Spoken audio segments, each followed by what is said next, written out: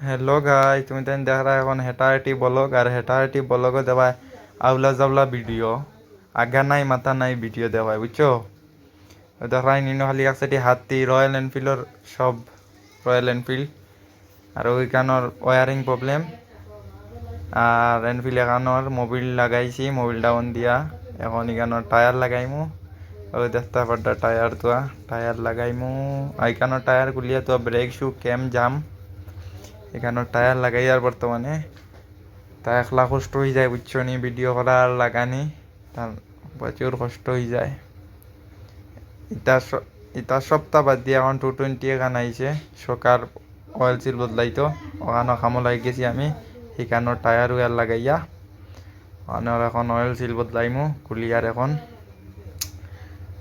ও তো দেখবা সব বুশিং টুসিং কুলিয়া, ও সকার সব কুলিয়ার দেখতে পারডানি।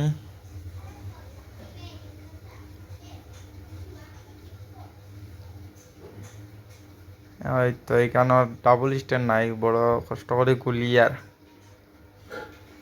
হাওয়া তুলিয়া টেবুল টাবুল দিয়া অন্ধার আইনি ওতা লাগাই, মোবাইল জিল বুশিং টুসিং ওতা লাগাইমু কেলা। দেখো ই হেটার করে হেটা খানো দাঁড় গিয়া।